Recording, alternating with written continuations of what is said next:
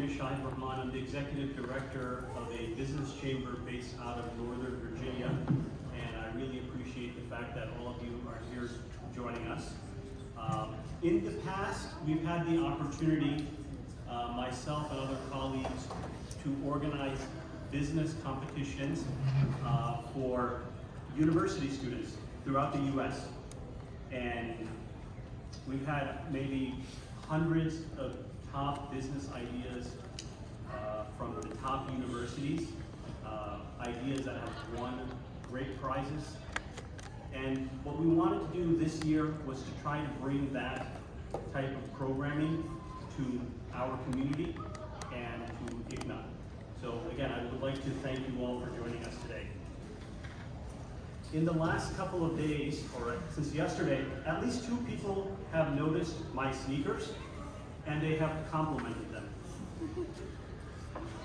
They're called Hokas, and apparently they're supposed to be the best for running.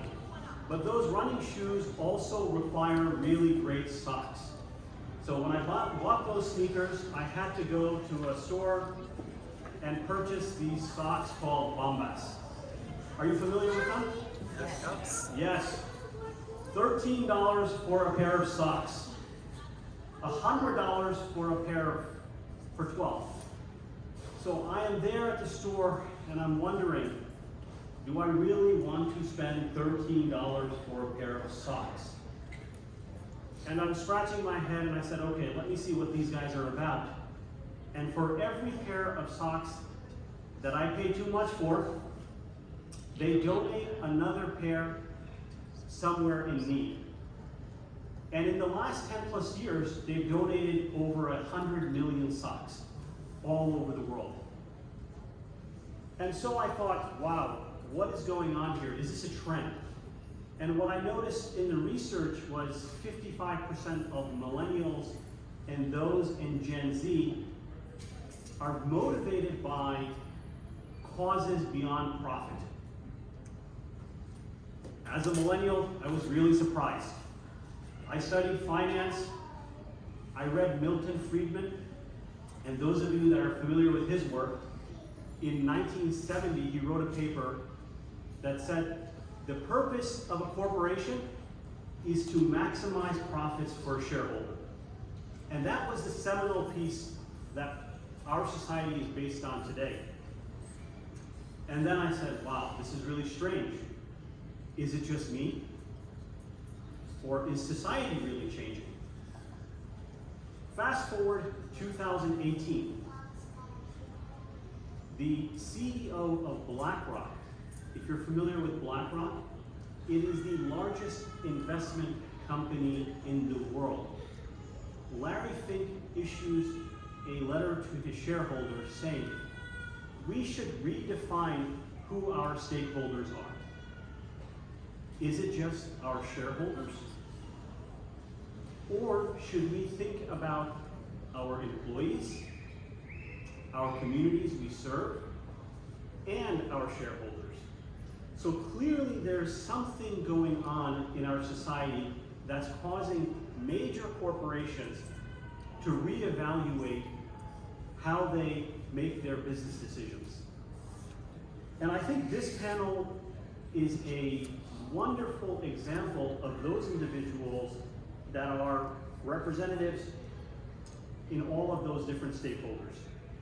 For example, we have individuals who are employees, we have members of the community, and we have business owners. And I wanted to bring this panel together with the blessing of ICNA to kind of discuss social impact investing, some of the trends that the individuals on this panel are seeing, some questions you might have, and I think to frame this also in an Islamic framework, because at the end of the day, this is still ICNA. So at this moment, I'd like to take a moment to introduce our panelists, and then I'll dive right in. So first of all, we have Saif Rahman, who has over 20 years of experience in community planning and public service, from advising Fortune 500 companies and their CEOs. Saif brings a plethora of business and public service experience to JR Real Estate. Saif manages JR Real Estate's land acquisition, entitlement, in Northern Virginia. He currently serves as the Secretary of the Board to Northern Virginia Building Industry Association. He is a former president of NVBI and the current board member of George Mason Center for Real Estate and Entrepreneurial Advisory Board. He is also the president of MOVE. It is a Virginia Muslim Business Chamber of Commerce. Next to Saif, we have Farouk. Farouk holds a master's in property valuation and law and a bachelor's in accounting and finance from the London School of Economics and Political Science. Mr. Sheikh is the founder of US Rio Fund, a real estate investment and development company, and is the CEO of First Fidelity Rio LLC, a portfolio management company that handles all aspects of acquisition, sales, and disposition of distressed assets. Brother Farouk and I are old friends. He actually funded initially with a group of friends a Shark Tank type concept in Africa, and they did a lot of great work in social impact in that space. So he's definitely perfect for this panel.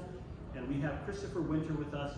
He's an early stage investor with 12 years of experience in the realms of enterprise tech, fintech, media, and biotech. Cristofer has consulted for top tech companies and financial firms on M&A, strategy, expansion, and emerging technologies. Cristofer mentors startups on topics such as user-focused development, strategic marketing, finding product fit, and scaling through hyper-growth through a variety of accelerator programs. So we're going to dive right into the conversation, but maybe we can start a little bit with Saif to give us an Islamic framework on social impact investing and where Islam fits in.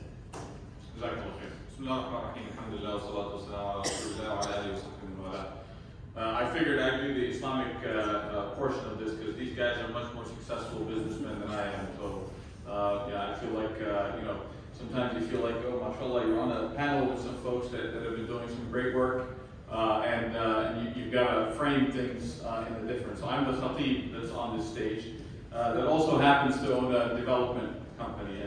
And for those of you that are in the tech sector, I'm a real developer, not the one that sits at a computer. We actually develop land in Northern Virginia and do that. So, I have a question for everybody. Why did you decide to come here? What was it about the title of this lecture or this talk that brought you here, other than my good friend, Professor Shad Altheimer, sitting back there, probably here to support me, Zalakir. But why did you all come here? Sister, what made you decide to come here? Well, I learned that Muslims can possibly invest in Muslim companies. So Muslims can invest in Muslim companies. Sister, why are you here? Yes? Social impact. Social impact. I also started a social enterprise doing exactly what Brother Sheikh said. MashaAllah. Brother Muhammad, why are you here? First of all, attend MOVE event and then network with the. Okay. Brother, why are you here? So I'm still in school, I'm in medical school right now, and we don't get a lot of exposure to social impact investing. There's a lot of focus on how can we help patients, things like that, but there's an entire private sector in America that doesn't have a lot of Americans using that. The nonprofit space and social impact, I think there's a huge overlap, so I'm learn more. MashaAllah. Sister, why are you here? Yes, you sister. Kind of introduce this concept to the kids. I know they're young, but we got to start somewhere. And it's like Shark Tank. That's awesome, mashallah. So the Shark Tank will be at 2 o'clock. This is the precursor for that. So, what is the original bargain? Life is a bargain, right? What is the original bargain as Muslims? Can anyone think about what the original bargain was? Huh?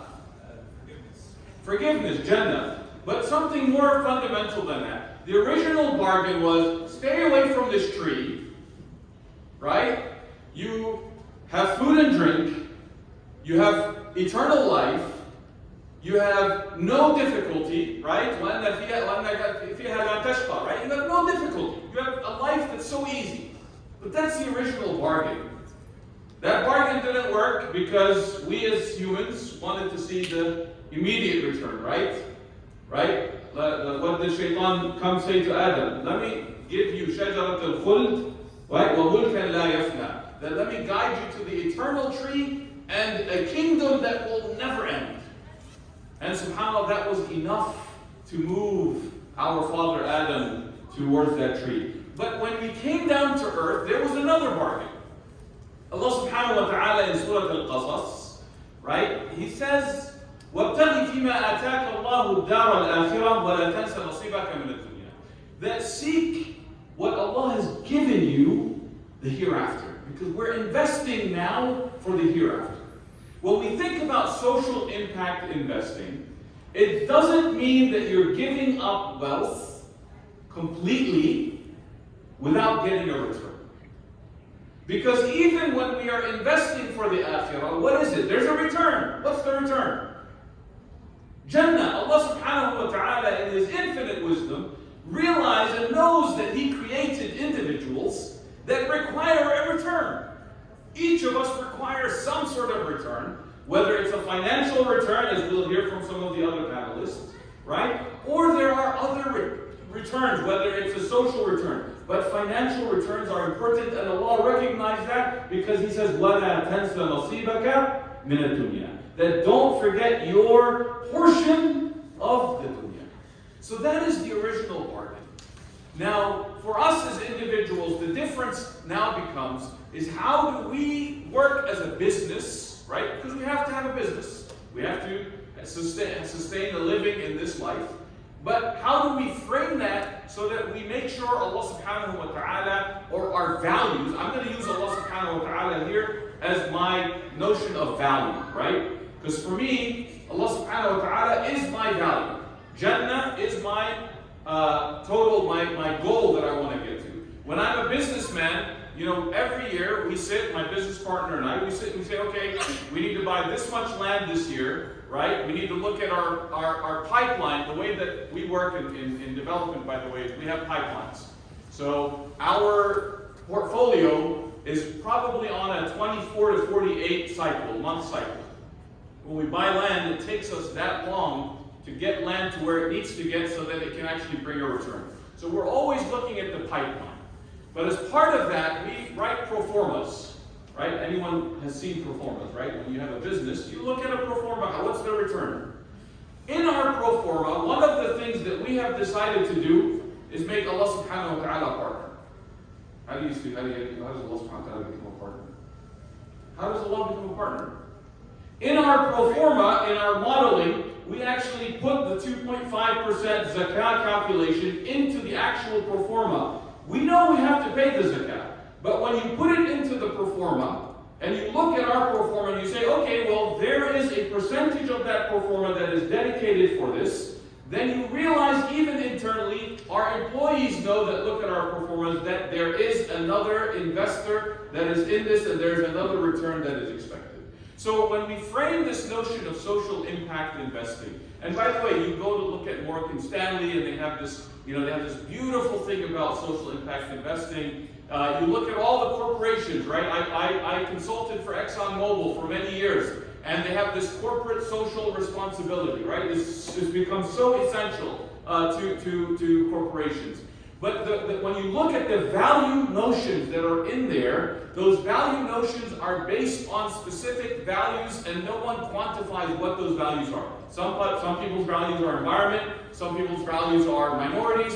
Our value as Muslims need to be, how do I make this a better place?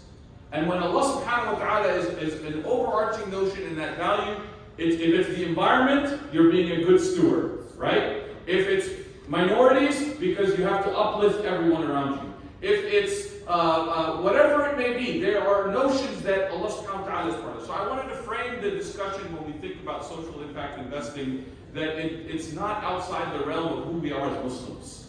And the notion that a Muslim cannot be involved or cannot make money, no. We should make money. There are very rich companions, brothers and sisters. There's nothing wrong with making money. And there's nothing wrong with serving your community while you're making that money. Because, believe it or not, every cent that you invest, every dollar that you put in for a community, it will come back tenfold. I say that again. Every dollar that you put in for a community, for the sake of Allah subhanahu wa ta'ala, as part of your business modeling, it will return to you tenfold. And I will guarantee that, because Allah subhanahu wa ta'ala has told us that, and the Prophet ﷺ said, مَا نَقَصَ مَالٌ مِنْ thank you, Saif, for framing that these from an Islamic perspective. But we've thrown this word a lot, these words around a lot. What is social impact investing? We use the term quite a bit, and maybe we can get a better sense of that. Cristofer, would you mind giving us a sense of what it is, from Silicon Valley perspective, and what it isn't? Yeah, thank you very much.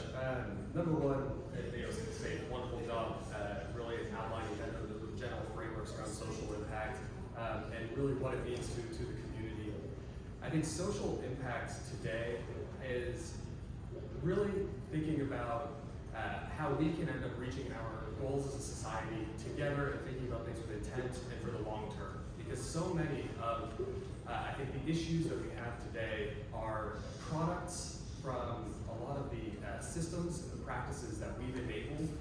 And now we're finally finding the roots for how we can get beyond that and take those next steps in this journey together.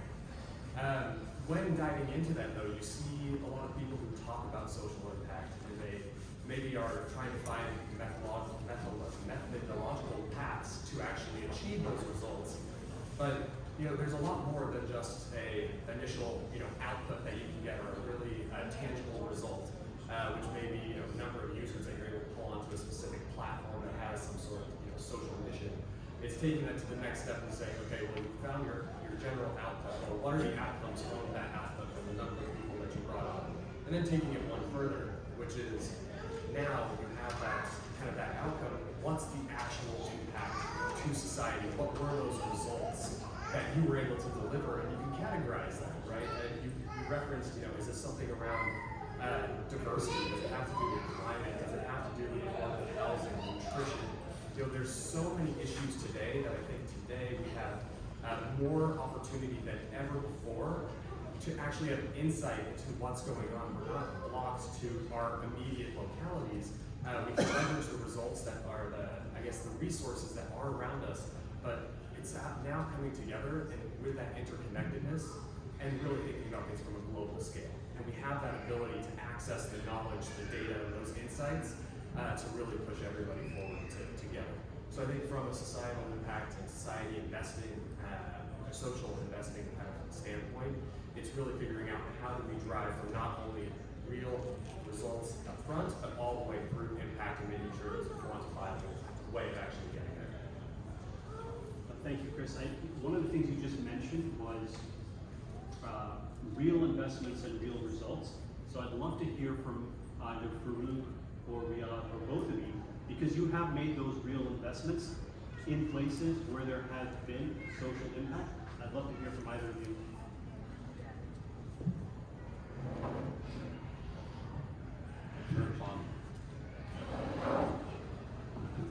Assalamu alaikum. Bismillah ar-Rahman. It's such a pleasure having everybody here. Can you hear me clearly with this? Yes. Okay, very nice. So, social impact. What an important topic. This room should be completely full, right? And because this is very important to us and to our future and to the way that we leave our world for our future generations. MashaAllah, I'm so impressed that I look around and I see young children, and they are the future. They're the ones that are going to take this further, and they're going to make the decisions. So in business, we saw in the 60s, 50s, 60s, 70s, even into the 80s, and into the 90s, so much harm that was done to our world. Smokestacks and overuse and just sort of degrading the resources that we have. And pendulum will go from one direction, and everything's cyclical and start to go into the other direction. And now we're becoming more aware of the damage that has occurred and saying, how do we start to change this? How do we correct this? What are some of the things that we can do? And with that social impact improvement mindset, we're now looking, and sister, as you said, we have choices. We have choices of which investments we can make, where our money goes. What will the outcome be from our investments? For example, one of the investments that we Investec Partnership focused on is a company that can take food going into waste, convert it into reusable products that has a 30-year shelf life that retains protein, vitamins, minerals, and you can feed the world with it.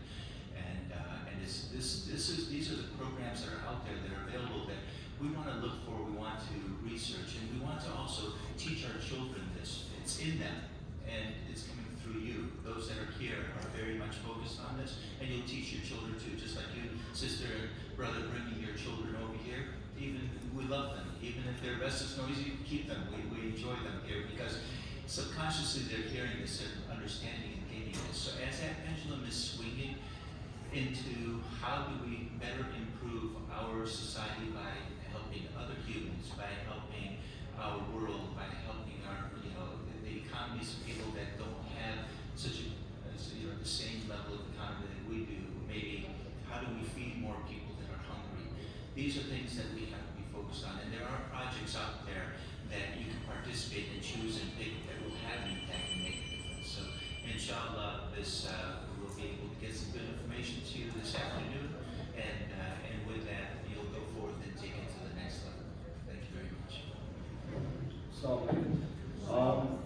what I think I'm going to do is I'm actually just going to try and give you some real life examples. Because when I got into, I started business at a pretty young age, and then I came across this term impact investing. A few years after, I guess I had been doing it for a while, I didn't realize it. And it's a big space. There's the Rockefeller Foundation is focused on it. A lot of philanthropists are focused on it. There's actually a big industry in the States around it. So do we have that QR code, Shahid?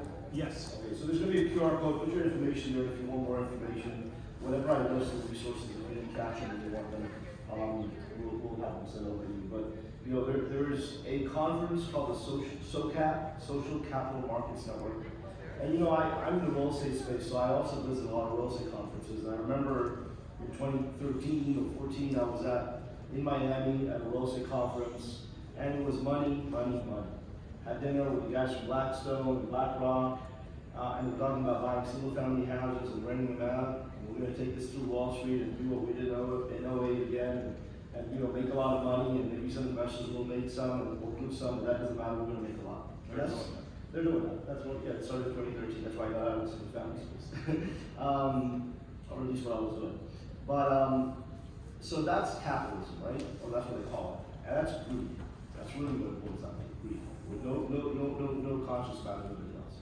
But then I visit SOCAP. Many years I've been involved in social capital and impact investing, and I am pleasantly surprised. I a conference in San Francisco every October or September, 2,000 people, a bunch of entrepreneurs from around the world, all with businesses that have, if successful, will have massive impact in their societies. With a bunch of investors, philanthropists, real investors, real money, maybe not looking only for financial returns, but looking to make that impact. And so, completely different ecosystem. So that's somewhere, if anybody's really interested in this space, you should visit at least the States. A couple of examples of, impact, impact businesses that I've been involved with, just to kind of make this a little real. I used to mentor for an organization called the Uncharted or Unreasonable Institute out of Boulder. And every year they had a cohort of about 20 students or entrepreneurs in Uganda, East Africa. And I used to go down and mentor for a few years. And Michael Wilkinson, who's from Colorado, was there with his business. And what he was doing was he realized that all the motorcycle taxis, any of you that are from the Indian subcontinent, you know what the tuk-tuks are. All the motorcycle taxis in Uganda were owned by the mob. Basically the officers, the drive drivers. And they were leasing them for $30 a month, and the drivers were making $42 a month. So the driver was lucky if he was taking home $12 bucks a month. Michael realized if he does a lease to own for 18 months, he'll actually make a 40-50% return on his money. And so after 18 months, he'll make a good return on his money. And after 18 months, the driver's income goes from $12 to 42. You just more than tripled somebody's income. And they used to live on $12 bucks. Can you imagine if you used to live on $12 bucks a month, how much better you're going to live at 42 bucks a month? Your kids are going to go to school, you're going to buy some books, especially if you're real focused on education. Yes, some people do it, and some people party. You can't help everybody. But the reality is you uplift that society. All right, in 7 years later, he's done 20,000 families in one city. That's impact. That's uplifting that society. And I've got, Galen is another gentleman, he was also out in Colorado, believe it or not. He's sitting in Rwanda right now. He's done over 10,000 visa locations. He came up with a system to do water filtration or deliver clean water in urban Africa, not rural Africa. So basically the equivalent of high density of problem slums. In 9 years later, after getting advice from a whole bunch of people, McDonald's Foundation, people who were involved in franchising in the States, he's built over 10,000 retail locations, a bunch of franchisees. Each one of those franchisees, by the way, is an entrepreneur with 3 or 4 employees. So he's created 40,000, 50,000 jobs in 8 countries. Plus he's delivered clean water cheaper than anybody else, so, serving millions of people. So these are just a couple of examples. There's some in technology. There's a young lady who used to live in New Jersey, went out and lived in the bush in Kenya, near Lake Victoria. My examples are from Africa, but there's impact investing in the States. But she came up with a system to do the equivalent of SAT grading using text messaging. And now virtually every kid in Kenya goes through her program for free and has increased, and the data shows that the scores have increased by 30%. Right, it's very simple text messaging, not costing anything. And so, it took a while for her to get set up. And this young lady, by the way, is graduated from an Ivy League. She'd be making $1 million a year living in the States.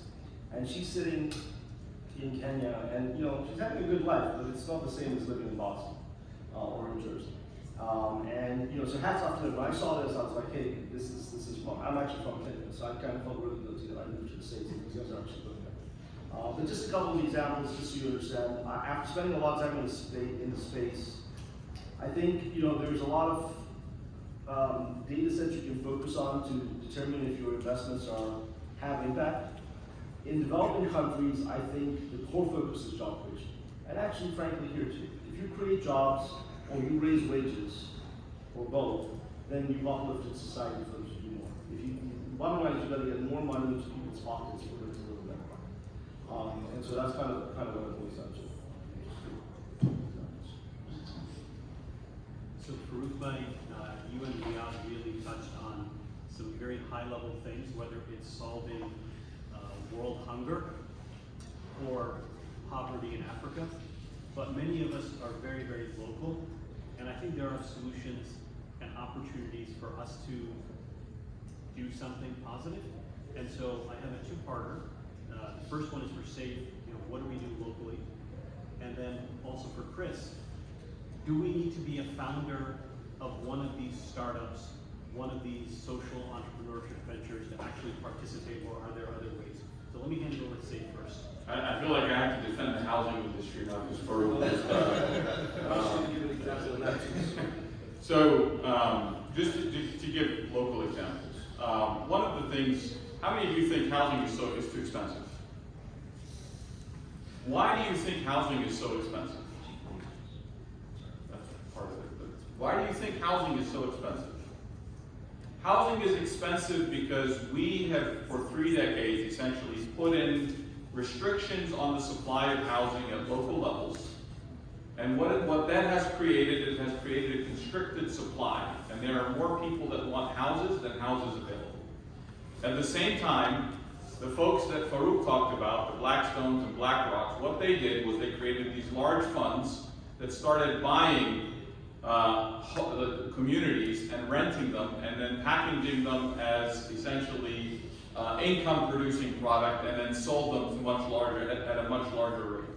Just to give you an example, so I usually, my developments range from 50 to 500 lots, lots being homes. And if a builder comes to me and says, okay, well, I'll buy these lots, I'll buy a lot on paper from you for $50,000, they can expect to develop that lot, build a house, and then sell that house for, $400,000 or $500,000, right? But one of these companies will come and they'll say, no, I'll buy these lots from you at $75,000, and we'll hire someone to build the houses, and then we'll rent those houses, and once it gets to 95% occupancy, it's generating a specific amount of income. If the builder was going to sell $300 million for all those houses, these guys will sell it for $500 million. So what's happened is some of the houses were taken off the market. What we realized was we've made a decision in my company. So alhamdulillah, we are one of the largest landholders in one of the local jurisdictions in terms of land and lots delivered. And what we decided is we will not sell to one of the funds that are essentially doing what's called the build-to-rent product, because we believe that that's not generating wealth. But the other thing that we decided we would do was Allah subhanahu wa ta'ala placed me to be the head of the Building Industry Association in one of the local counties. And what we did was we brought the builders together, and I said, guys, what can you live with in terms of affordable housing? So we got, builders said this and that. And I said, let me ask you a question. If we commit that every new development has a 10% affordable component, would you make that work? They came back to me and said, will you give us those lots for free? I said, I'm willing to do that. I'm willing to give you that land for free if you're willing to commit that 10% of every new development will have an affordable component. And what that means is we said affordable to people making 80% of the area median income. So that means families making about $80,000 in Prince William County. Okay, I know some people will think that that's high in maybe some other states, but in Northern Virginia, that is not a very big income. Northern Virginia is a very expensive market. So we were able to actually write it into the county's comprehensive plan as an agreement between the building industry and the county that every new development will have a 10% affordable component. And for those developments that don't, if they're under 50 lots, that development will commit to paying at least $2,500 per lot towards an affordable housing trust fund. So it's local. We did this in a year. And it was just about bringing folks together and saying, what can we work with? What can we do to make a difference? Now you're going to ask, why would you do this? A brother once asked me, he said, your goal as a businessman is to make money. Why would you give away money? The answer to that is, my goal is not to make money.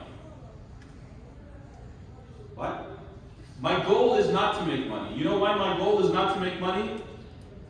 Because my risk is written for me. My risk, my sustenance, has already been written. Allah subhanahu wa ta'ala wrote my sustenance. So yes, I'm going to pursue deals. Don't think about I'm going to sit at home and just let me tell a quick story if you'll allow me. So there's during the time of the people that came after the companions, the tabi'een, right? There was two righteous men. Abdullah ibn Mubarak, he's a very known tabi'i.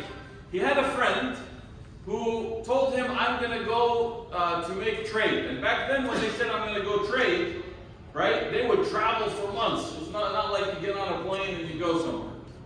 So he saw his friend like 2 weeks later, and he said, oh, you said you were going to go trade. He said, yes. I set out on my journey, and while I set out on my journey, I saw a blind crow that couldn't fly. And I saw another crow that was able bring food and put it into its mouth. And I said, if Allah subhanahu wa ta'ala can bring sustenance to that crow that was blind and couldn't fly, then I can decide to not go and make trade. So Abdullah ibn Mubarak had a very smart response to him. He said, why did you decide to be the blind crow that doesn't fly? Go be the crow that brings the sustenance to that crow. But the point of the story is, our risk is written, brothers and sisters. The way that we frame our mindset in our investments is what we can get in return for that investment. If you think about it from a financial standpoint only, Qarun was the wealthiest person in history. Right? Does everyone know Surah Qarun? Yes, no, yes, maybe. Qarun was a very wealthy man in the time of Musa.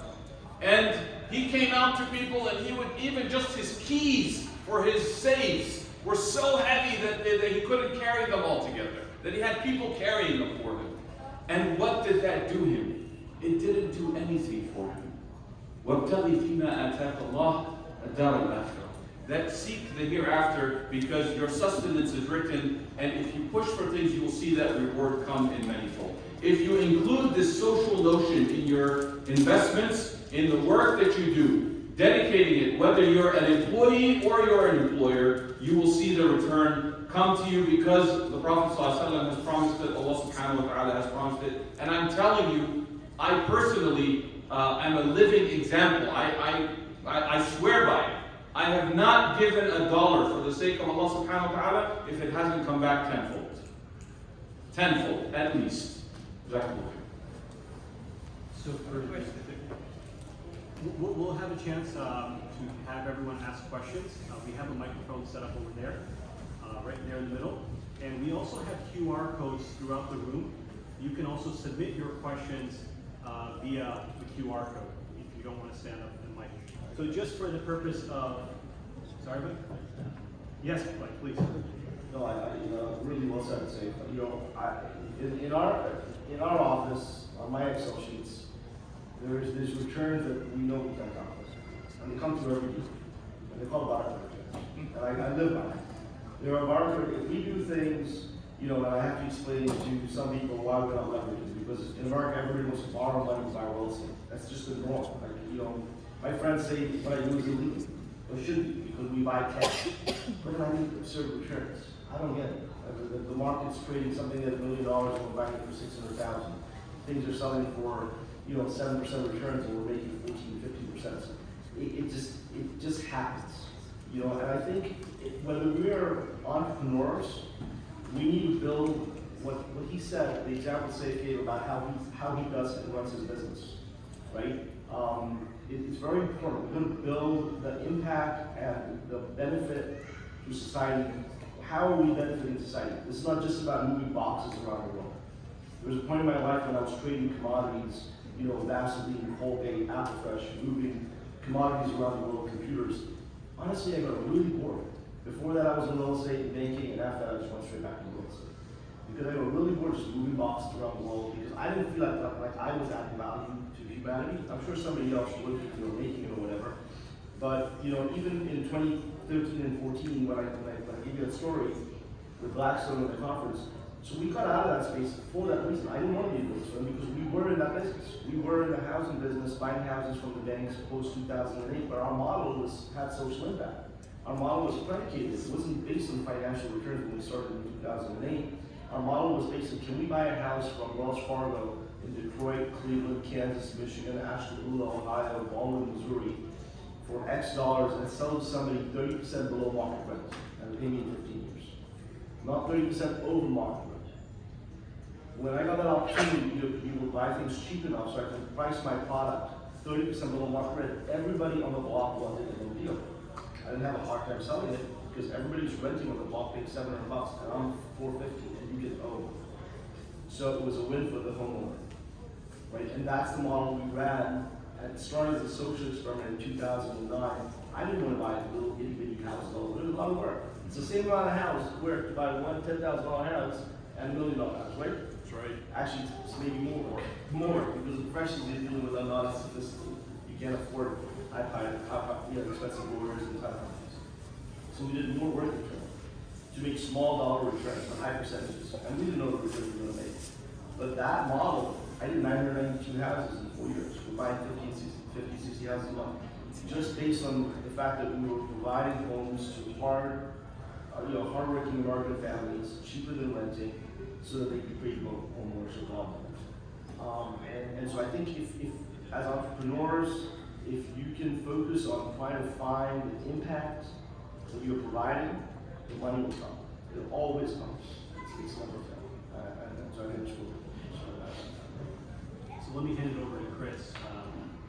I just want to reiterate the question, which was, not everyone here is working in Africa, solving world poverty or hunger or in the real estate market, affordable housing. How do we as individuals play a role in the social entrepreneurship game, social impact game? Yeah, so I think today we actually are living in a very interesting time. Today we have, as I referenced earlier, more resources available to us than we ever had before. And when you start looking at things into the future and kind of how we can all come together going down this path of sustainable development and wanting to participate, there's so many more ways to participate than say, I have money to invest.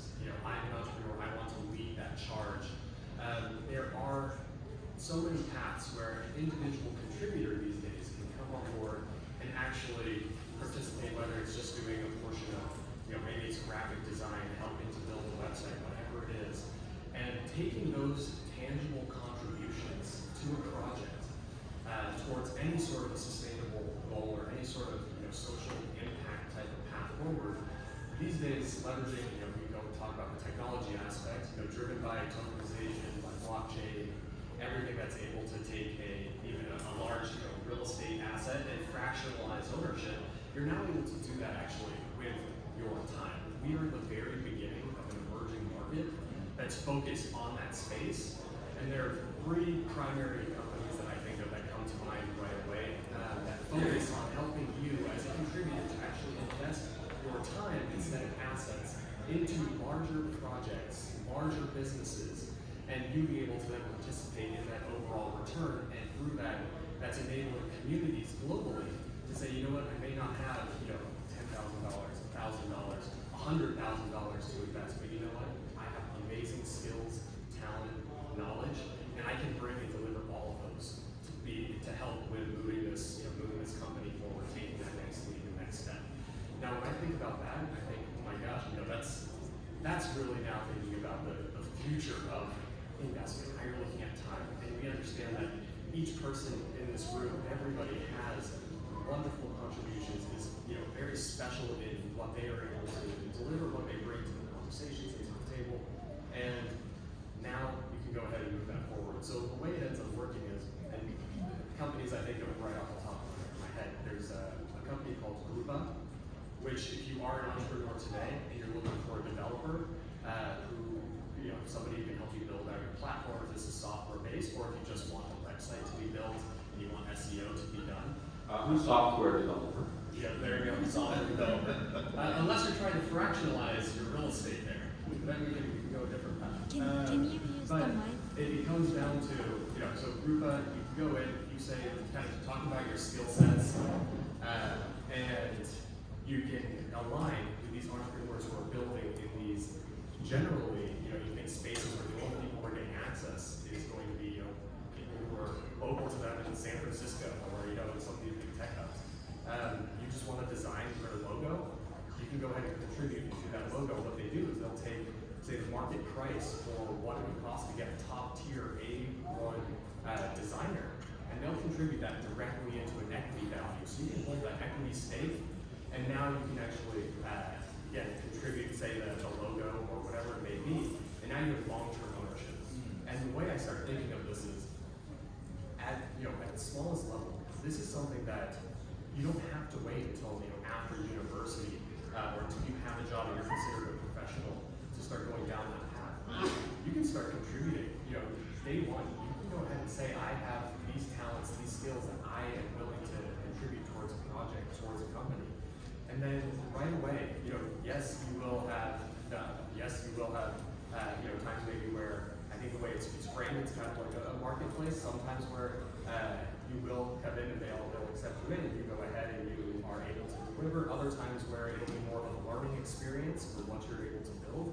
There's always a valuable takeaway that will, at the end of the day, it enables the community to come participate in that long-term value generation that previously before was an inaccessible asset class for most people due to a number of regulatory issues. So anyway, I think that's something that can be looked at from an overall kind of global perspective for how everybody at the local and global levels can start participating in long-term value generation. What was that name? Grupa? Yeah, Grupa.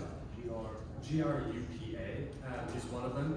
And that's a software-focused company. If you are building a company that's, let's say, maybe you have more product focus. There's a company called Launch, L-O-N-C-H, and both of those are both framed around the idea of being able to fractionalize this asset of time and start measuring the contributions in exchange for equity ownership. So Chris, you touched on the future of investing. I'd like to jump into a time machine. And when I was in elementary school, Riadh was making his investments early '94, doing a great job. And you've had an amazing trajectory of seeing where this space has been and where it's going. Would you like to share with us some of those trends that you're seeing, especially as it overlaps with impact and mission-driven businesses? Love to do that. I'll also maybe this mic is louder. Okay. Okay, very good. So I'd like to also cover another point, and I really love what I'm hearing. Cristofer, Saif, Rahman, thank you very much. You're doing a wonderful job on moderating and keeping the focus for the audience. Before I answer that question, for the audience, so I can get your participation to know, if you're an entrepreneur or want to be an entrepreneur or preparing to be an entrepreneur, raise your hand up, please. That's why we're here. That's why we're here. So what's really interesting is what was brought up by the two gentlemen to my right-hand side over here, is that, you know, our success, our wealth, it's already written. It's already placed. So it's so interesting how we have to actively pursue the things that are already written for us and in place for us. We can't sit, as you were mentioning, Safe, and just sit in our room and wait for it. We have to be active. We have to make good decisions. We have to educate ourselves. We have to really be very knowledgeable to be able to meet that level.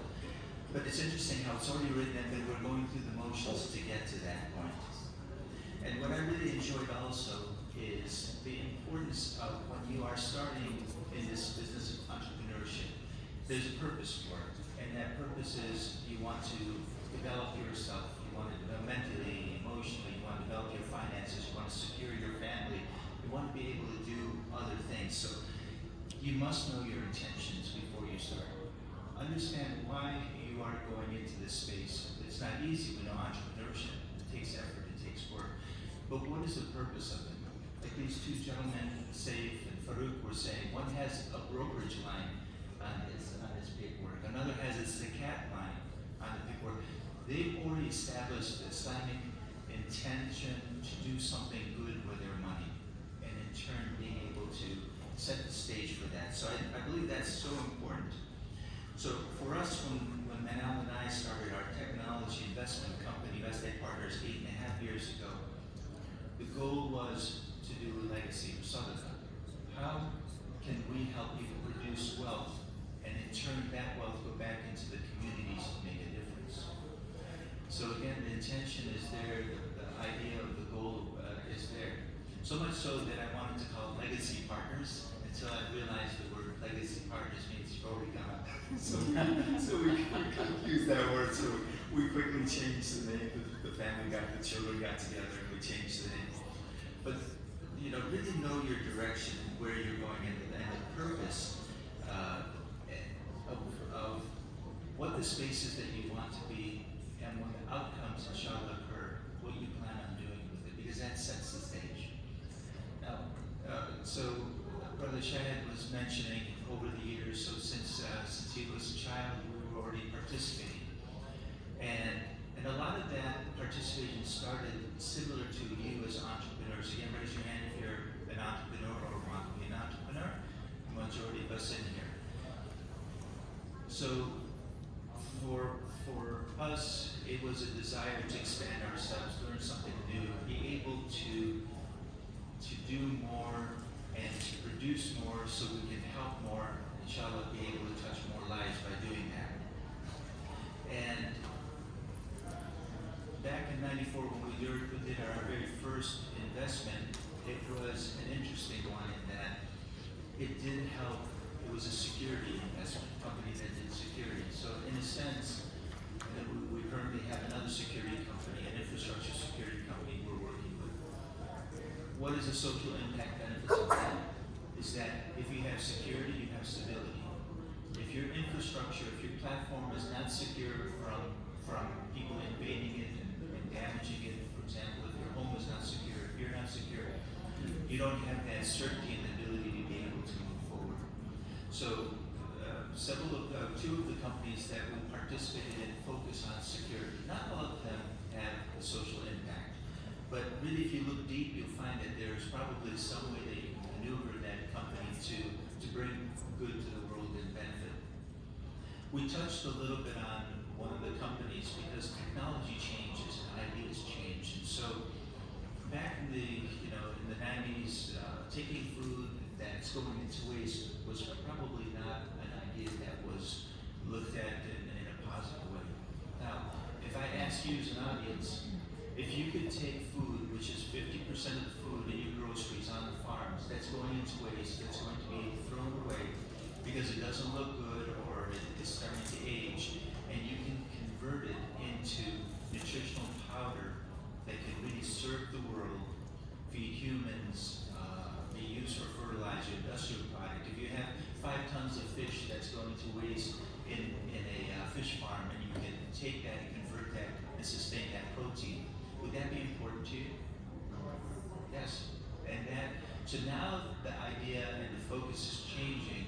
And if we can take this problem that's a it's a huge problem. Think about how much waste and be able to partner with different large entities around the world and place these units in countries like in a densely populated country in India, where that infrastructure, that hub is there, and be able to take food that is getting brought in Kenya. I would imagine that the farms are outside, and to be able to get to the market, they have to drive through trucks to get to the market. The truck would break down. 2 days later, they would get there. The food is wasted. My understanding is they would drive it back to the village and burn it. In doing that, the waste, what if we were able to take that, make it sustainable, and then make it for a good use to be able to help the world and improve the world? So we could search further. One of our companies, for example, is just on target with what you mentioned, is an artificial intelligence company to put presentations together, decks together, resumes together. So what if you're in a third world country and your English may not be that good? And if you don't put the and in the right place or the comma in the right place, it can make the difference of getting that position or not getting that position. But through the use in America too. In America too. In America also. That's right. It could be a global problem, and you won't get that position.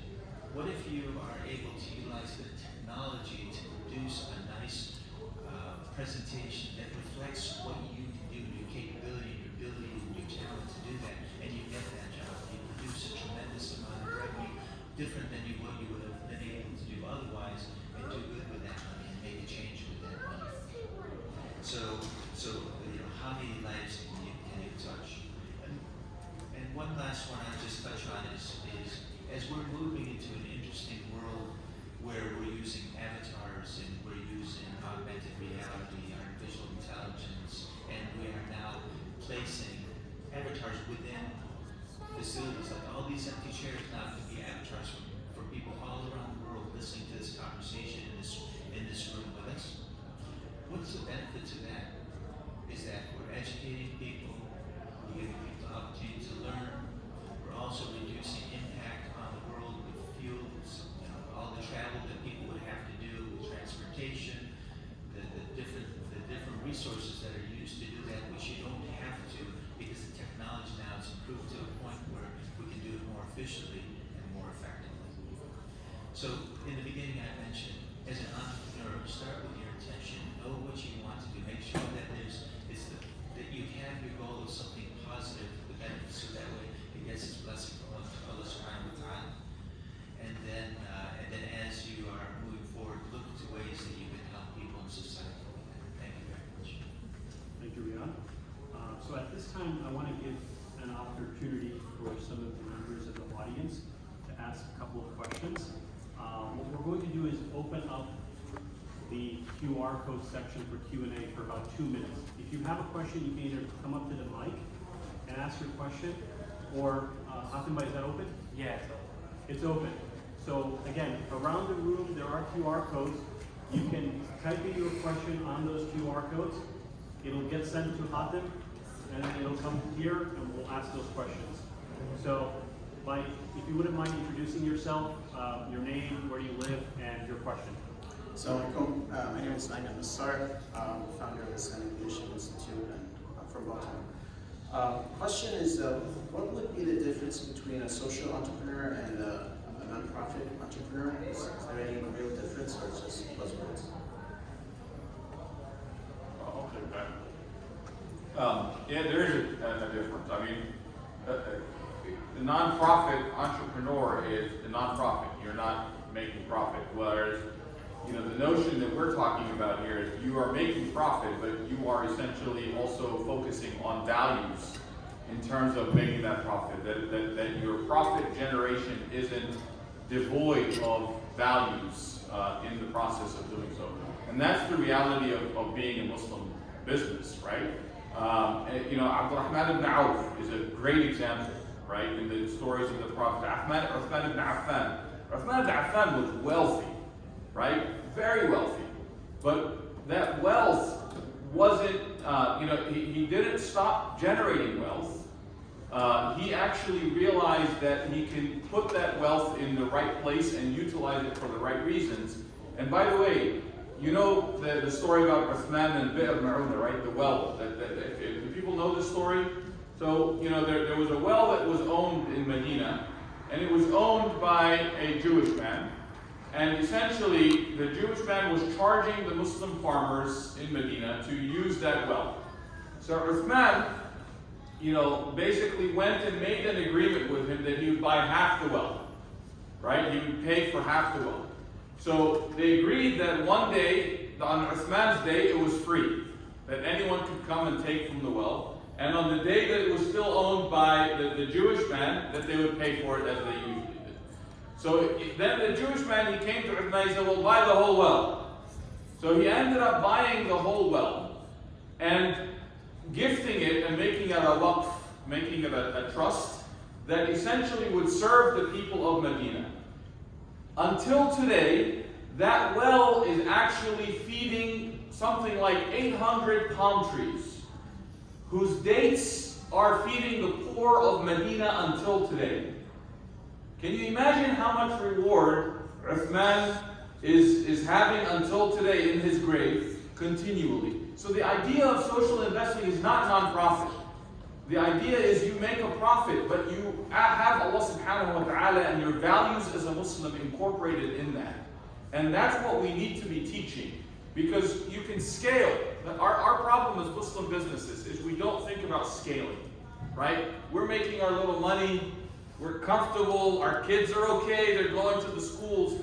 But when we think differently, when we think about social and bringing everyone else up with us, then we start thinking about how do we scale and bring everyone else up in our community so that it's not just me that's comfortable, that your business is also being supported, that Muhammad's business is being supported, and we as a community are bringing each other up in the process.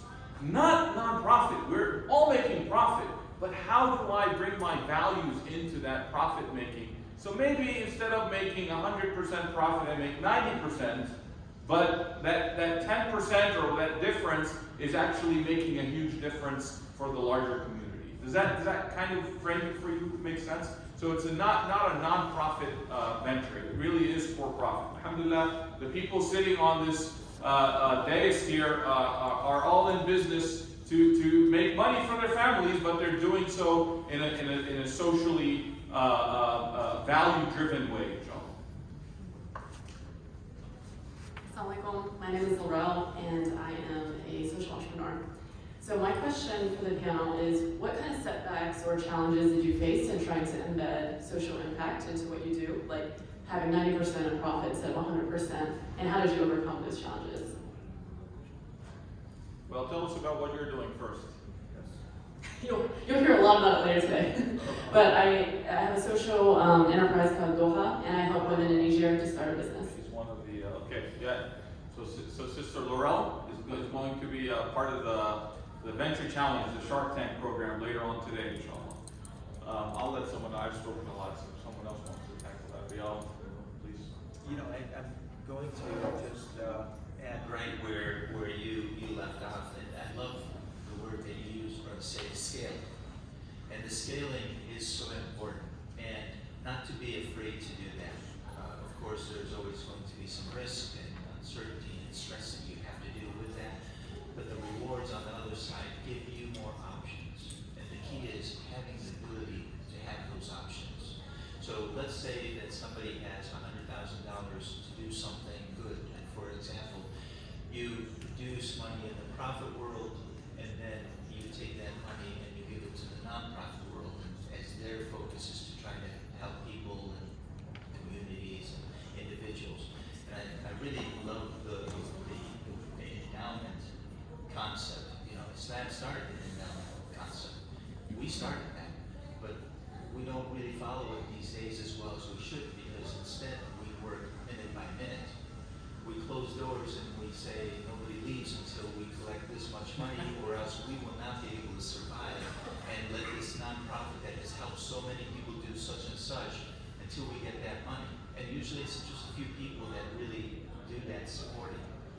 We need to think differently. We need to think about how we can scale the amount of wealth that we have to be able to start producing endowments, or where we let our money invest into other projects to bring more money in and more of a passive, because we're so used to making things work with our hands. If we don't do it ourselves, it's not that good.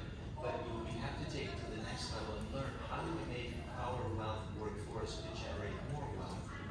So that way, not only are we leaving endowments to be able to take our wonderful nonprofits, as you go downstairs, you'll see amazing people with hearts that are trying to give to the world in amazing ways. Wouldn't you like to support them more? If you have $100,000, how many people can you help? But what if that 100,000 became $10 million? How many people can you help then? How much more can you expand your reach to leave more for your community, which then produces that sadaqah? And that sadaqah is, as much as you can help your community and leave something behind when you are gone, the blessings you receive for that are just incredible. Like that well that continues, or the food bank that was started, hundreds of years ago, that continues feeding people. It's incredible. So I really commend you on that, and Saif on that point of scaling and not being afraid to be that entrepreneur in the profit world, to produce more, to be able to support the nonprofit world more, and be able to do it in much greater ways, so that we take it to the next level of endowments and letting things start to self-perpetuate, so generationally these organizations can touch more lives in a great way. I want to add something. It's not easy. People will doubt your intention, right? Because it's our natural, why are they doing this? Right? So we started MOVE, the Virginia Muslim Chamber. We started, alhamdulillah, it's been a little over a year now. We started Ramadan of last year. And the goal of MOVE was to actually create a platform to build Muslim businesses, to actually help those Muslim businesses, help them thrive. And we did sessions on real estate, for example. How do you invest in real estate? What should you look out for? Things like that. One brother actually came up to me and said, why are you giving this out for free? And my response was, because my risk was written. But it's very hard for people to trust that, because our society has been, we've been ingrained with this notion that, look out for number one, right? Not realizing that the notion of look out for number one is a selfish notion that is antithetical to our notion as Muslims when we think about community and ummah and building each other, right? The brotherhood and sisterhood and everything around that.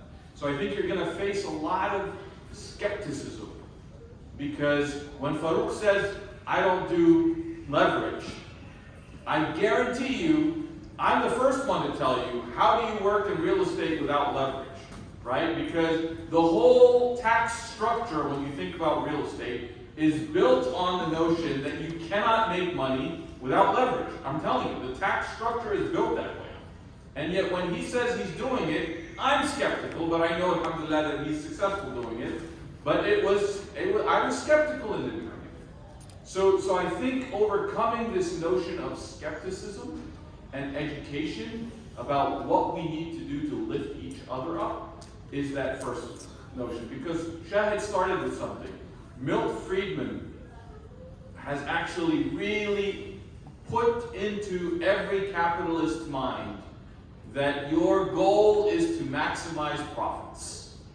And because we have been ingrained with this notion that our goal is to maximize profits, is what we got is the profligate, really destruction of everything in the goal of achieving profits. And now that we're trying to shift away, and I think this generation is a good example of how the pendulum is starting to swing back, if you will, that we really should, as a Muslim community, focus on this notion and bring in our values as part of that. The value of ummah, the value of community, the value of rizq, right? Sustenance is written by Allah subhanahu wa ta'ala. Can I ask, I know there's two questions, or also questions. So I think there's three of you that have questions. Okay, so let's grab those three questions first, and then we direct them to the panel. Anybody, you were first, second, and third. Ask the questions, all three of them, and then the panel will take them. And then we have, you guys are, next batch. Assalamu alaikum. My name is Bashir Ahmed. I'm from Delaware. I'm not an entrepreneur, but want to be an entrepreneur. So one of the reasons that I wanted to ask you guys, obviously you've been an entrepreneur and successful at it. I have two autistic children, and those of you who have special needs children, you know what happens when you find out. So I've been working on a product for many years, trying to get something that I could help my children, let's say, hopefully have an income, let's say. So I think I built a product, and because I'm not an entrepreneur, I don't know how to take it to the market.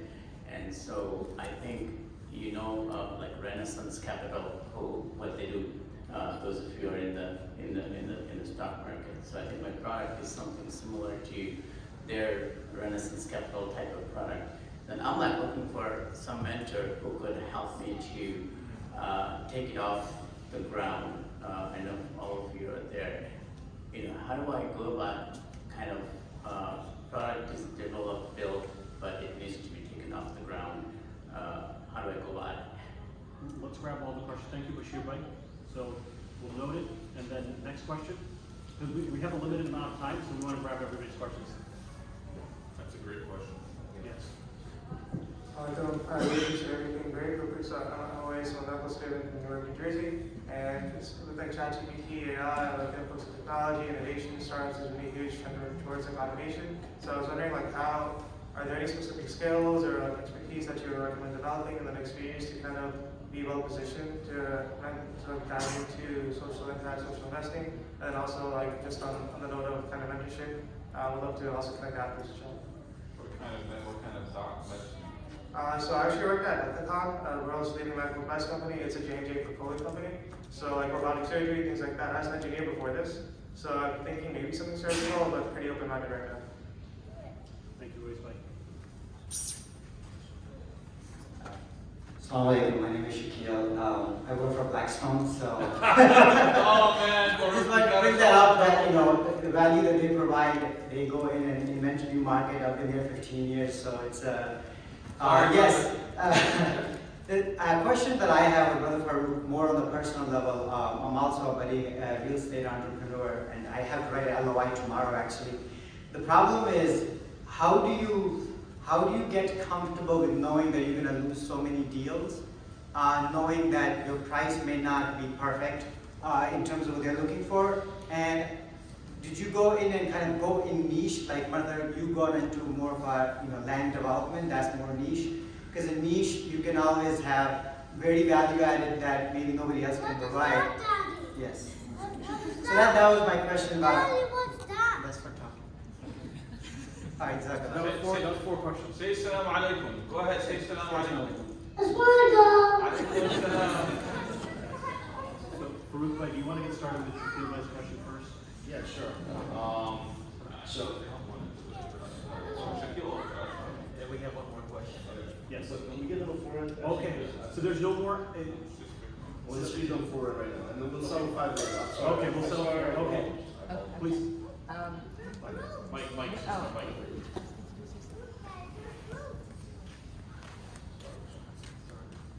Assalamu alaikum. My name is Labuan, CEO and founder of Urban Style Kitchen. I just have just a curious question. How other ways could you scale social impact when you have like a non-service business?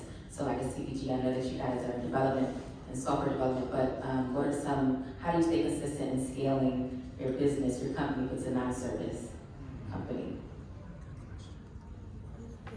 Great question. Okay. I'll answer the last one. Thank you.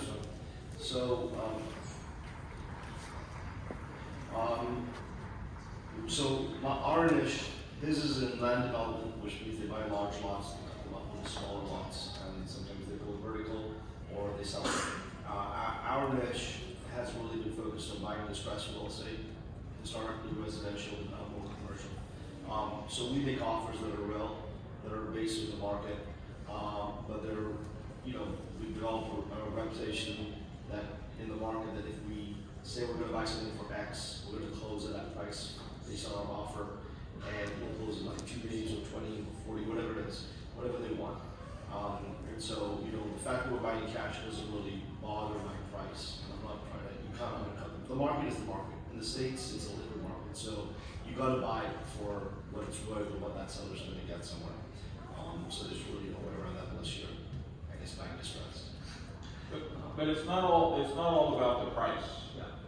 So many times, when we buy, one of the things we do when we're buying land is we have to make sure that the sellers are confident that you're going to close. I've been in a situation where we've been about $1 million under another buyer for land, but we were able to convince their representatives that we were real and we're going to close when we say we're going to close. And that was enough to actually, because many times when we're buying land, we're putting a study period. And there's many tire kickers out there that come in and they put land under contract and they let it sit for 6 months or 4 months or whatever it is on a study period and then walk away. So in situations like that, writing your LOI, and for those that don't know, a letter of intent in the real estate transaction businesses, you basically put a letter of intent that you're saying you want to buy, and you set out the deal terms before a full contract. And it's a quicker way to put the deal together so that people don't get caught up in contract language, and then you go to contract after that. So writing an LOI, I think just as important as your price are the other terms associated with that, how quick you're going to close, what kind of study do you need, showing really that you are a qualified person that will know what you're going to do with that property so that the seller is confident that you're going to come to the closing table. Because that's just as important. I bought so many deals that just didn't close, and I was able to get it for a lot better price because of that. Yeah, let me just elaborate. So that LOI is really important for those of you who, and not just in real estate. If you want to do something, you want to buy a company, you want to invest in a company, you don't need to spell out the whole 20-page contract. Just 1 page, bullet point, what your main terms are. Some people call it a heads-off term sheet or a term sheet. This is a really important document. It helps a lot. Moves a deal along, gets it past the negotiation to lawyers. And you don't want lawyers negotiating business terms.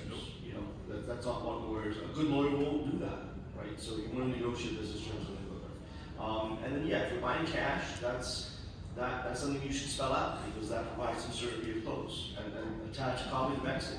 There's nothing wrong with that. And so that helps a lot when you're buying it faster than other people. And if you have a track record, attach your track record. The more you show a buyer or seller who you are, the more it's going to help build their confidence in you. We bought a property from an institution recently, and only because of our credibility, but also because we promised to keep the deal quiet. We won't tell anybody about this deal. We won't publicize it. And yes, we bought 2 buildings like this, and here they are. That they need to do the deal with us versus somebody else. So yeah, it helps a lot. Other questions? Yeah. So I'll hand over questions 2 and 3 to Riadh and or Chris. So Thank you, Chris. So, how many of you notice I ask questions all the time, so let me ask another question. How many of you are going to start a business, and you plan on starting a business? Raise your hand, please. Okay, how many of those are you going to keep your hand up if you're going to do it on your own? If you plan on doing it on your own? Okay, so this is something that I'd like to share with you. From my experience, it may not, maybe 100%, but from my experience. But before I did that, we heard LOI, right? Letter of intent. So before you start that business, your LOI is your intention with Allah subhanahu wa ta'ala, what you plan on doing with that company, why you want to do it, and what's your intention to do something positive with so you can get the blessings from that effort that you put into it. So my recommendation is one of the keys to success is find a mentor. Somebody who aligns with you, somebody that has done this before, somebody who has been successful in this, and they've repeated this over and over. For example, I don't know much about real estate at all, and if I have a 50-acre piece of property, and I'm going to develop an infrastructure, put pipes under the ground and roads on the top, remove trees, if I did it on my own, would I be successful? I may be, but what's the probability? It's a low probability. I'm going to make mistakes. Why? Because I'm going to learn things that I haven't experienced before. Now, if I go to Brother Saif, and he already has experience as the largest land developer in the region, he understands this. He's already made the mistakes. He's lost money. He's made money. He's learned how to the proper steps to the highest level of success. That would be my mentor. That would be who I go to. Don't try to do it on your own. You'll lose time. You'll lose money. You'll fall in the hole that somebody else did. Don't fall in that hole like so many people do. That's our human nature. Do it on our own. Lose time, lose money because of that. Find somebody who will help you that you trust. It doesn't mean they have to have an ownership in your business. They don't have to be a partner with you, and it's better not to sometimes. And just keep it for yourself as you develop it, but let them guide you by holding your hand and taking you around that hole, which will save you time and money, and you'll expedite the process of getting to the other side of where you want to be. Find a mentor that you trust, that is doing the same thing that you want to do, that's done it over and over, that appreciates you, has an affinity and rapport with you, and wants to put you under their wing. Most successful people don't do it on their own. They do it because somebody takes them under their wing, helps them, guides them, and lets them take over from there. And then be a mentor yourself for somebody, for those that are the young generation here. As you have success, help other people, mentor other people in our community to help them get to where they should be faster. Also, Blackstone, I have to, Shakil, I have to also commend so many of the funds, because so many funds are now putting large amounts of money aside for social impact projects to be able to help our world. They're actually putting those funds and looking for projects to do. So maybe there's some connection there with the social project that you're doing and the impact project that you're doing, and one of these large funds that have set money and are looking for places to invest that money to help our world and help people. So I just wanted to share that with you. Thank you very much. I'm looking at the brother that has that wants to take the question on the product market and scale. Cristofer, are you going to take that? Yeah, I'll actually touch on a couple of topics, because I think that one as well relates to how do you actually build a CPG-related product and take that to market as well. What's a CPG? So consumer products, so more physical types of products beyond just thinking software or services-based business. So two things, and it ties in also with Riadh, what you were referencing, which is really these days, and what we're looking at opportunities in markets, the key is always kind of the team and who's around. So if you can find an advisor, someone who's done something similar, because again, you're building something that's going to be new, who may have some advice and some leverage that you can pull into the business and help to guide you in your mission, that's of utmost importance. But the key is to remember that, I think even actually, if you go downstairs to the bazaar area, there was a gentleman down there, titled Eunice, and he is actually, he has a social venture builder, and that's global. Part of the community, and he has groups and teams all around the world, both from an investing accelerator, and it's amazing what he's built and put together. So there are resources where you can go to people such as him and his company as well to kind of get a little bit of the additional hands-on guidance. When we're talking about social impact and consumer products and any sort of launch, I think the key is also to look at what is it that the market is looking for? How do you differentiate? How do you communicate why you are different than any other product that's out there? And really, it's understanding that how you can place a I see a lot of the time, a lot of entrepreneurs will come in and they'll say, well, we are so much better than these other products because of, and then there's an encyclopedia, big list of all the reasons.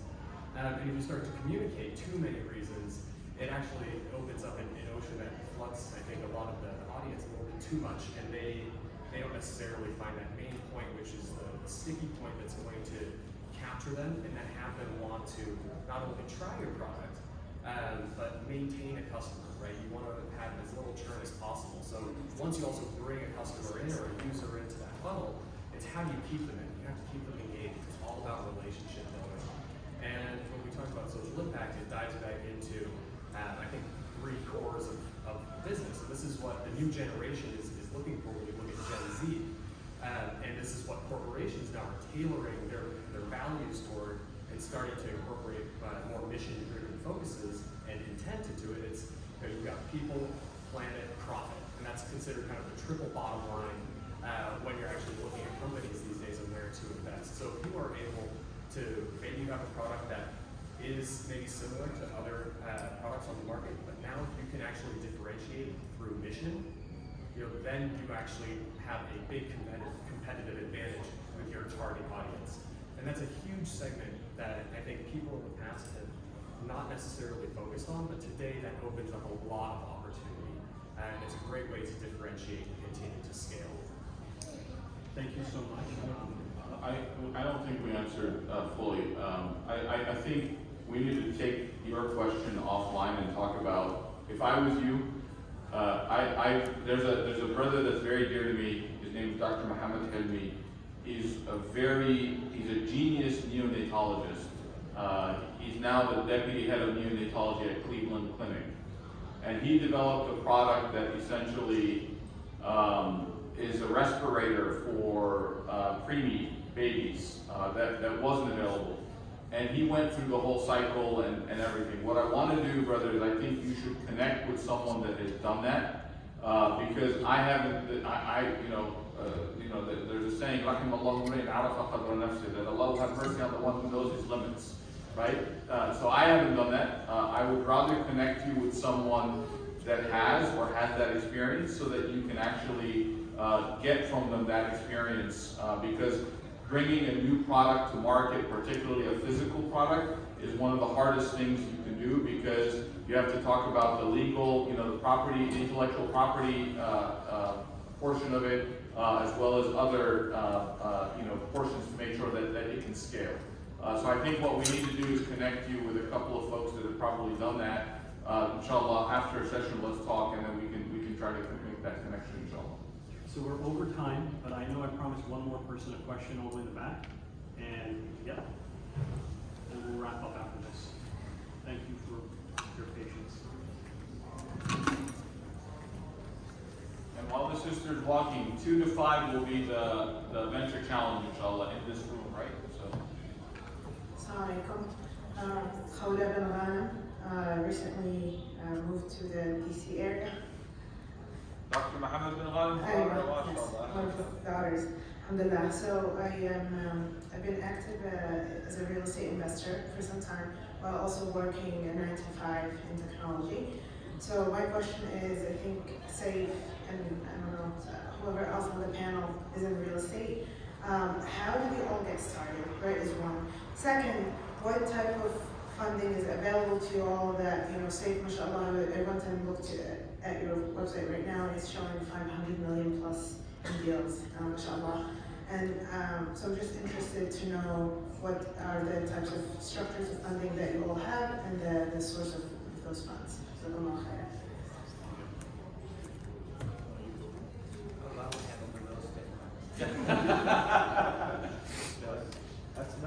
That's a bit of a loaded question. It's hard to answer specifically because I don't know how much you're trying to invest. So it makes a lot of difference. If it's a large amount, you need to focus a lot more time on it, and it's a whole different strategy. But I think big picture, you want to split real estate investing mentally. A lot of people flip houses and they think they're investing in real estate.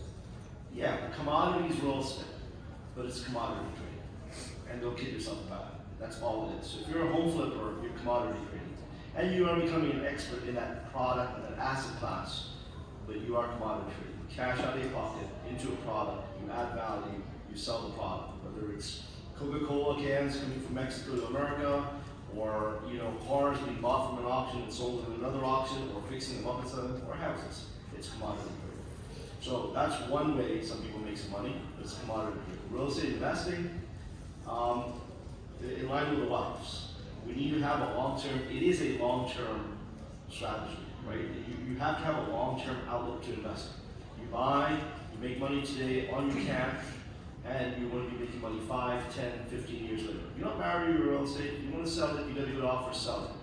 But you should never have to sell your real estate. There's no reason to. For me, it's an investment. You put your wealth dollars into these investments. You're not just taking some extra capital that you need for school in a couple of years and putting it in here. That's the way we look at it, very long term. How do you start? Become a broker. If you are going to become a commercial broker, frankly, anybody who wants to go into residential brokerage or brokerage, if they're young, sorry, just deviating from the question, I strongly recommend you go to commercial real estate brokerage. It's a way better place to be because you're going to end up there, so you might as well start now. All the contexts are different, et cetera, et cetera. Just work with people like Saif, find other investors in the area, see what they're doing, and just make good long-term bets. Location is critical. You look at 10 years, 15 years, and it's not a long time. But markets, those are the markets that go up. New York, DC, LA, Miami, Dallas got lucky. Kansas may get lucky. Memphis may get lucky. Especially on the residential side. Charlotte, and you could have read the tea leaves with cities like Charlotte and RDU, Raleigh, Durham, and Dallas, and Texas as a whole, because it's favorable. People are moving there and stuff like that. There's internal migration. It's not just the external immigrants coming in, but people who've grown up in the States, born here, 3rd, 5th, 10th generation, are moving to certain states. And so that's intellectual capital and intellect moving into those states. Again, with a long-term view, knowing things like that are happening, it's not rocket science. And so just buy the market, make your returns, and over time, those returns will evolve. Anything I bought, for example, the first home I bought, the first property I bought in 2002 in the States, I still own it. Sold a lot of stuff in between, but I still own that. Bought it at a 7-8% return, or 9% maybe. Today that makes it 22% return. Unlevered, no leverage. Just call it 22 cap. Not because I did anything great. Trust me, it had nothing to do with the market. Is the market. The price went up, more rent's coming in, my cost basis is up. Saif wants to sell that, turn it around, and make it triple. Okay, that's good. I'm too old for that. But yeah, so those are my 2 minutes. I think you have to set your goals, what you want to do, because alhamdulillah, we're in a very niche part of the market but it's a very high risk part, right? So we're in the land business, and the land business, when you buy a property and land, your value could triple or your value could go to 1/3, depending on how you do entitlement-wise. So I think it depends on how you decide. We started a little about 10 years ago, and you learn a lot of lessons, as Dr. Riadh talked about. The property I started with 10 years ago, unfortunately I still own, and in the meantime I've sold so many more properties and built so many more communities. But that property, it just, subhanAllah, sometimes you just have to slug through it and spend a lot more money than you wanted to spend, but you get through it. But in the problem with our area here, you said you just moved to this area, is investing in this area, particularly in land business, is very expensive. Land is very expensive, but it's a very big diminishing asset in this area in particular. If I was to advise someone, I would tell them not to start with land because it's probably one of the hardest investments to make. And if you do decide to do that, make sure you're actually getting mentorship from someone that has done it, because if it's already on the market, it's already overpriced. This is my mantra for Northern Virginia and the DC area. If it's on the market, that land is already overpriced. So you really have to figure out and be careful about how you approach it. Money is one of the hardest things to come by in a market like this because you need to put so much into a project. So you need to be very careful about how you approach in your pro forma and make sure you're very conservative. When we write up our pro formas, we tend to put the very conservative and numbers in, and alhamdulillah, if we outperform that, alhamdulillah, you're happy. But if it doesn't do as well, I'll give you one quick example. I know Shad's going to tell me we're over time. One quick example, we had a property where alhamdulillah we were very conservative on the pro forma. We were assuming a 24-month entitlement time frame. We're in it for now 36 months in the entitlement time frame. And what happened was the market turned. We were supposed to sell it before the interest rates started to go up, and we would have been, selling it for a much higher, return essentially. But what ended up happening is, alhamdulillah, because we were very conservative on the pro forma, even if we sell it in today's market, we're still comfortable, inshallah, doing so. So you just have to be, you have to set your goals, look for someone that's a mentor on this, and I think make sure that you don't approach it individually, as Dr. Riadh said. Yeah. One last thing, and just a minute only, if you don't mind, just going out, check if you don't mind, going out with what Saif said is, as entrepreneurs, in your process, in learning process, there'll be some failures, there'll be some losses, as Brother Saif has said, Brother Farouk has said. That's okay. Don't look at it as a disappointment where you stop your goal and your attention and you focus on what you want to do. Continue going through, but take that loss, take that mistake, whatever it is, learn from it, improve yourself, and take it to the next level. Yeah. And sister, also, I heard that Brother Saif was doing some move courses in real estate, so I don't know if it's virtual or not. No, it's in person. It's in person, but if there's some way to be able to tap into that, that might be beneficial.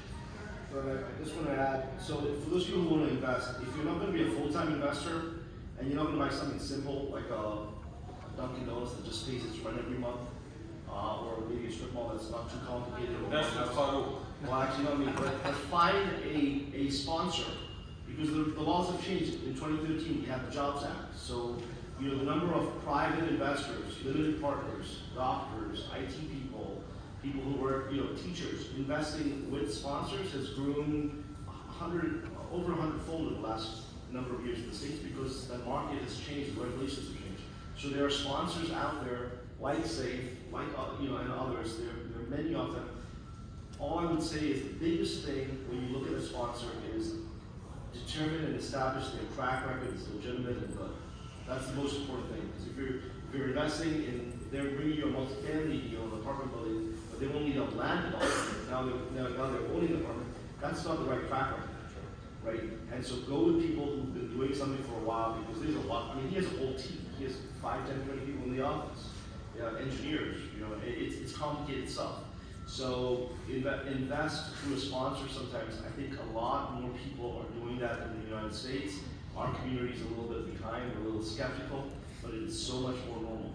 And there's so many people making really good money, and you can see it because you're a limited partner. You're not doing anything, you have no additional liability. Thank you for inviting. Sorry. No, we really appreciate it.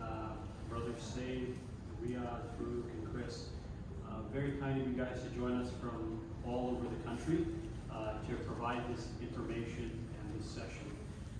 The reason we're ending about 10-15 minutes early